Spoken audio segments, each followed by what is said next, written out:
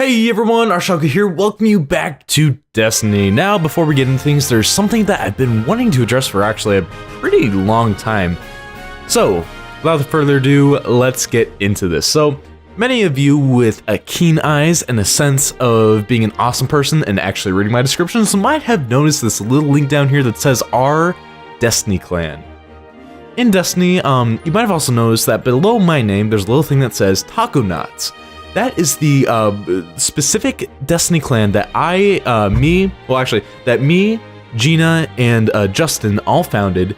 It is a PlayStation 4 centered clan that specializes, not only in doing the PvE stuff, doing the nightfalls and the raids and the weekly heroic strikes and all that good stuff, but also in doing pretty decently long PvP sessions. Now, what I would love to happen is, for us to build up a community of Destiny players to help support each other, to, essentially create a place where, people can meet up, maybe share some jokes on the forums provided by Destiny.net, and all in all, just have a really good time.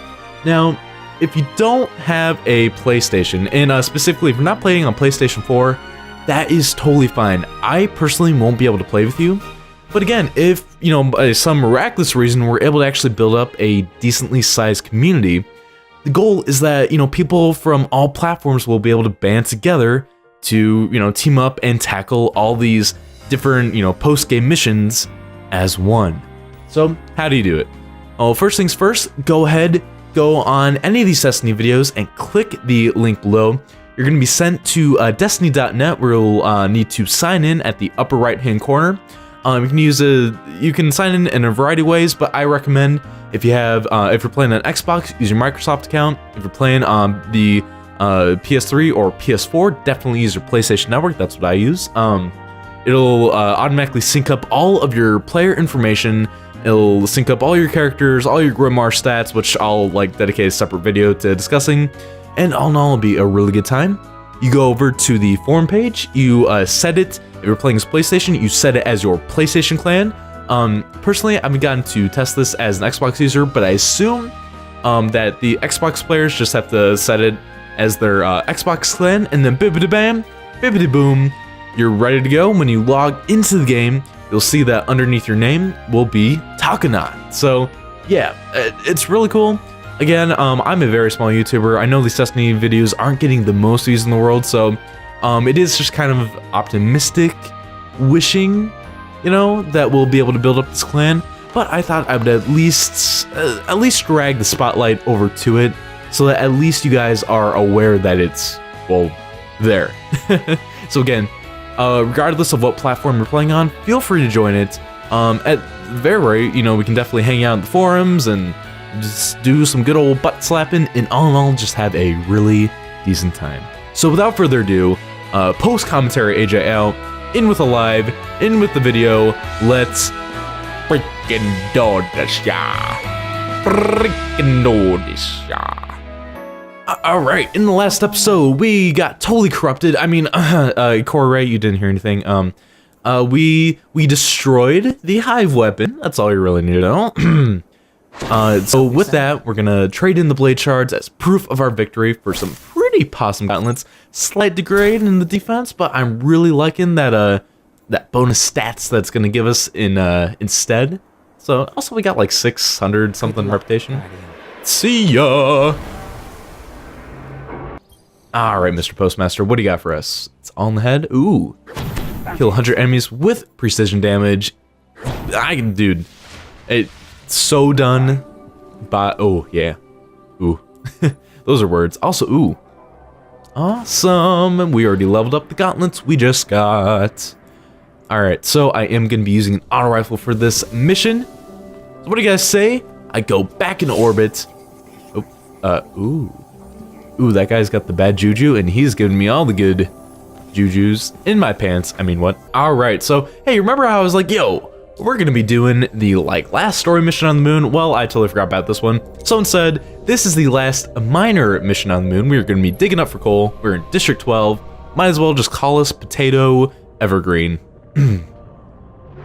Shrine of Oryx. That's what we're doing. Listen to this, from an old warlock, Osiris. Every end crawls from the same pit, rising from the schism to swallow matter, light, and life. It will not be stopped, but here it can be slowed. The shrines of Oryx must be destroyed.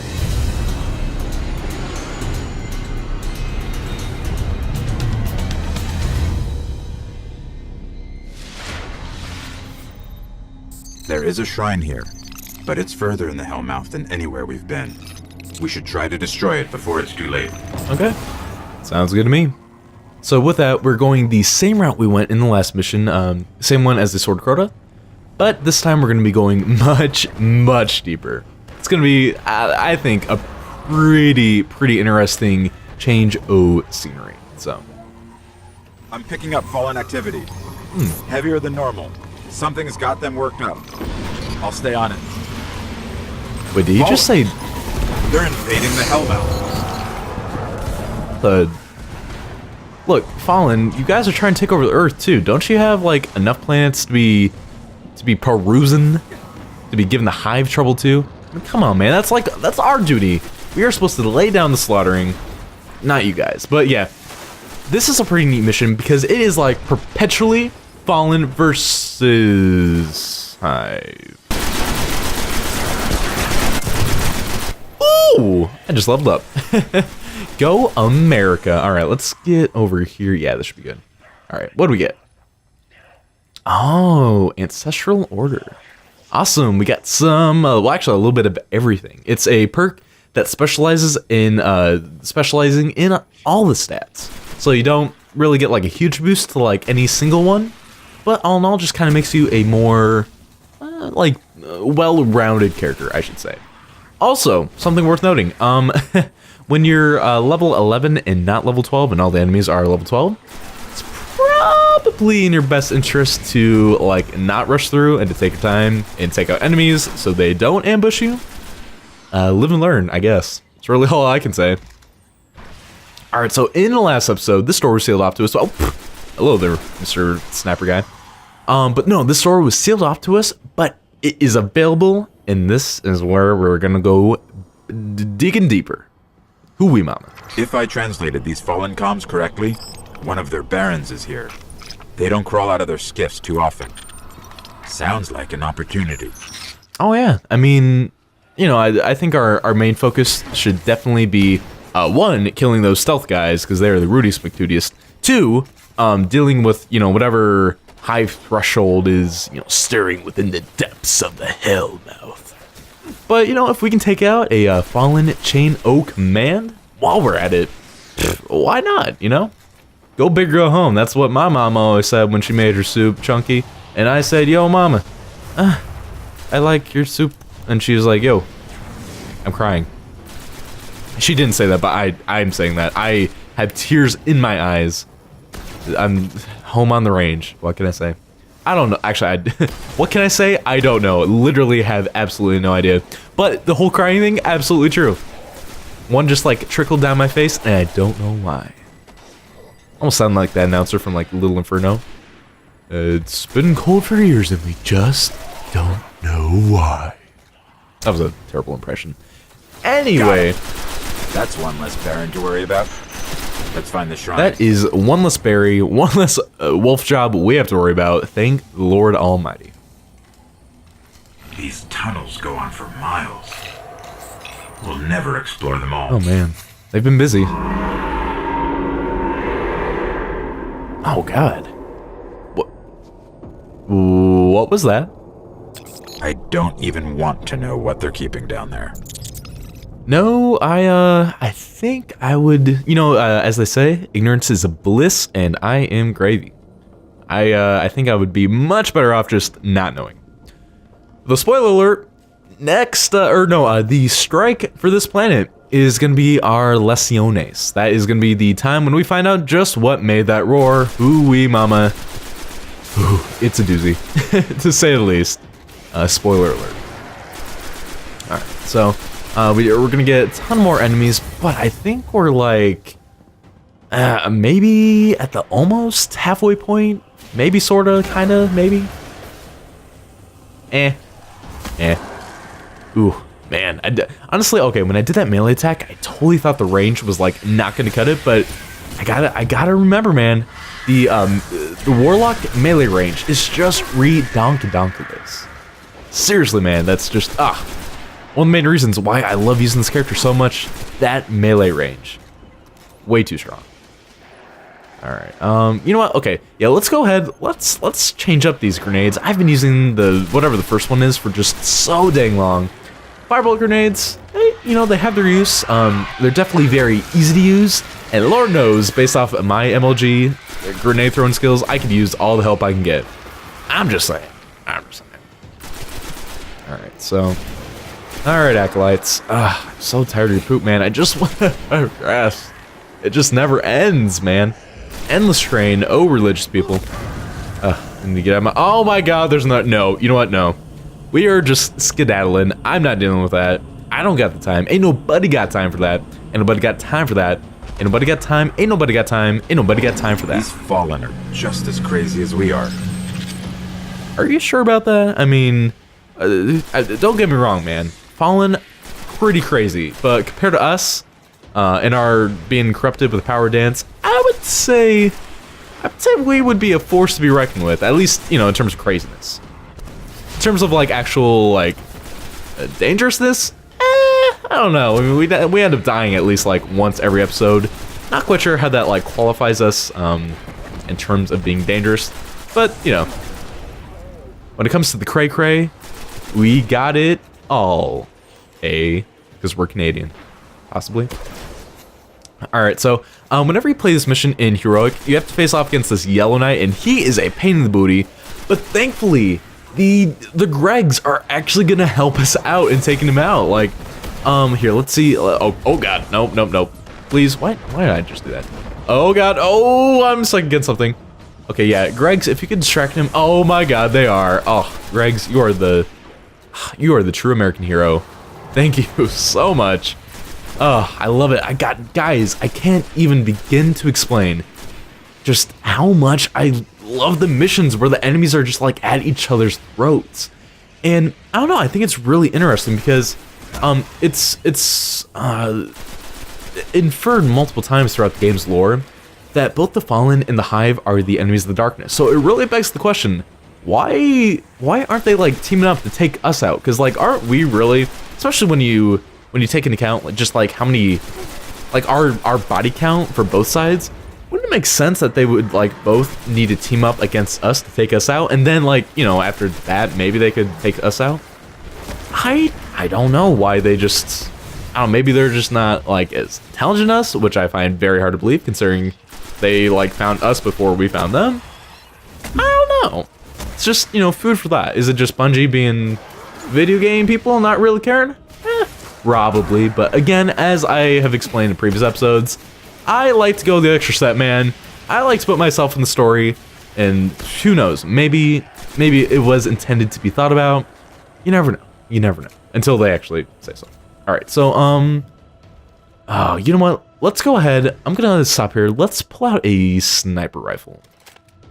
There's gonna be a couple knights, a couple wizards, and I personally just find taking them out from a distance being much easier than trying to go like balls to the wall. Ah, beautiful, one shot.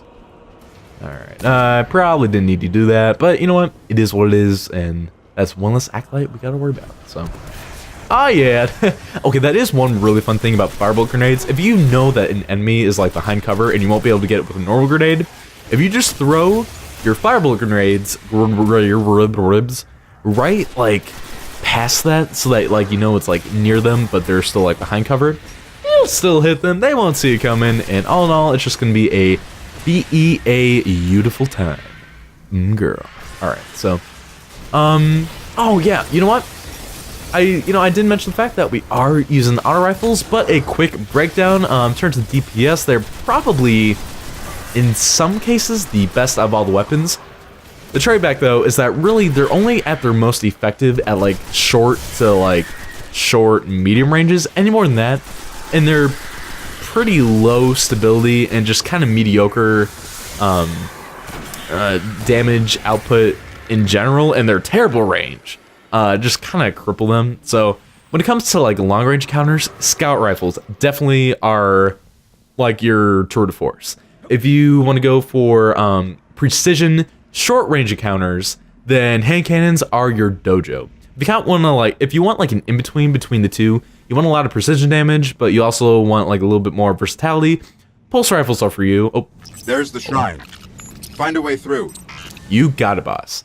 And if you just kind of want like a jack of all trades that really can only operate within short to medium ranges, but doesn't really punish you for missing, like every couple shots or so, then auto rifles definitely for you. So each one has their own strengths and flaws. Again, hand cannons definitely my fave.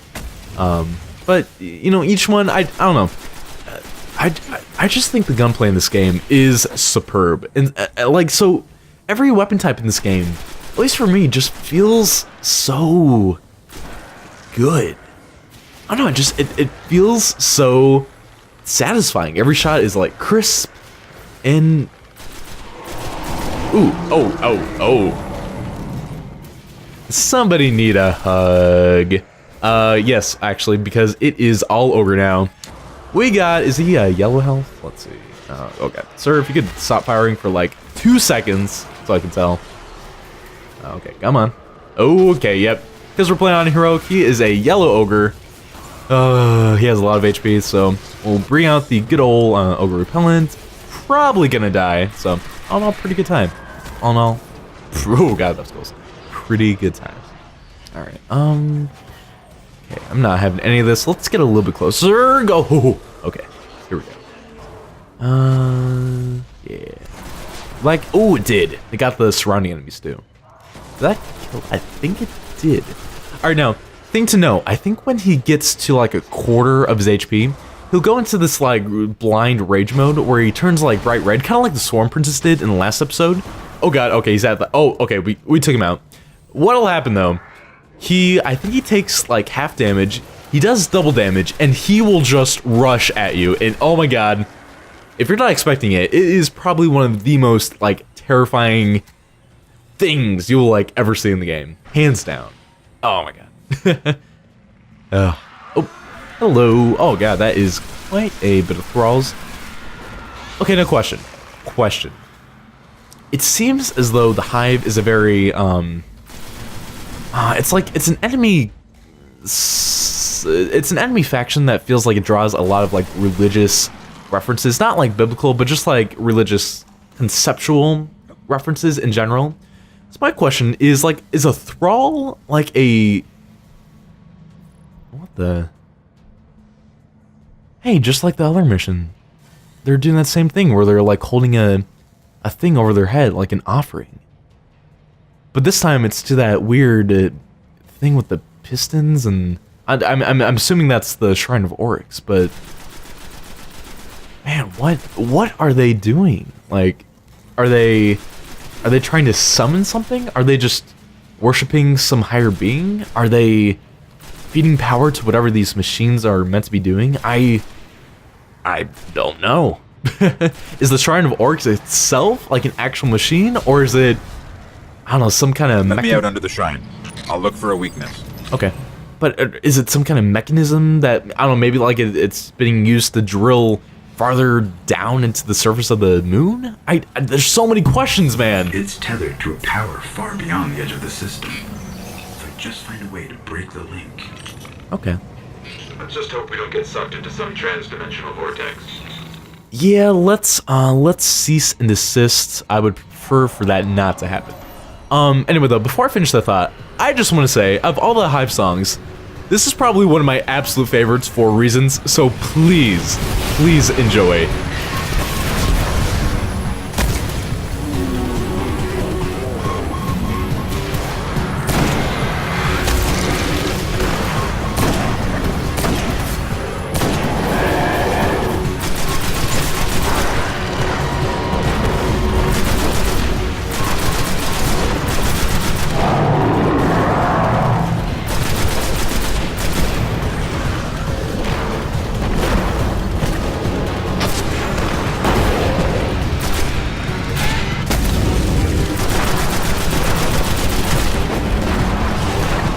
So yeah, okay. Story time with AJ before I end my rant with what the Hive might be doing with the Shrine of Oryx.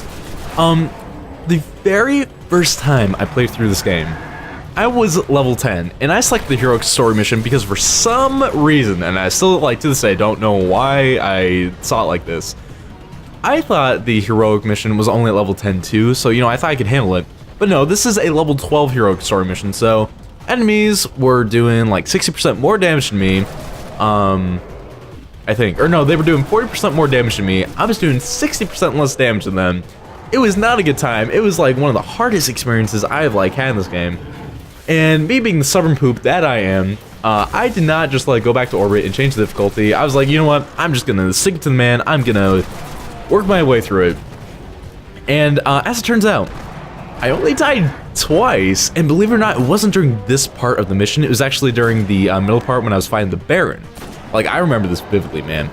But this specific fight, with the music just like blasting in my headphones, without a doubt, was one of the most intense experiences I've ever had with this game. Like, I was clutching it so hard for literally the entire fight, like, just on, so close to being on the brink of disaster that just, oh. It's weakened. Destroy it. To this day, I just had this mission, not so much for like the mission itself, but like just that difficulty I had with it and my ability to like overcome it. Without a doubt, one of my absolute favorite gaming memories with Destiny, just of all time. The shrine, it was communing with something out there.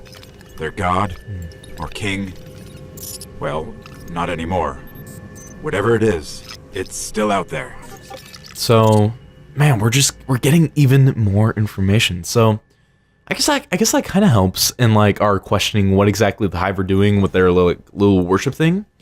So, okay, oh man, I want to make a basket, I want to get 2 points. That ain't happening. But okay, so the Hive are using, or were using until we blew it up. Heck yeah, Michael Bay in his house. But they were using it to communicate with some like higher being. And like, maybe those things that they were offering to the Shrine of Oryx, maybe they were like signal, not like replicators, but like amplifiers. Maybe they were like antenna of sorts that kind of like help the reception. I don't know, but it's just really interesting, and the fact that they continually keep making the Hive do these kind of actions. Oops, sorry, I just hit my mic. Across all these different things, just really hits home the fact that I just feel like there's so much more that meets the eye. So anyway, enough of my rambling. Anyway, that is gonna be it for today. Thank you all so much for watching me play. In the next episode, we are finally going to do the last moon story mission. So until then, I will see you next time.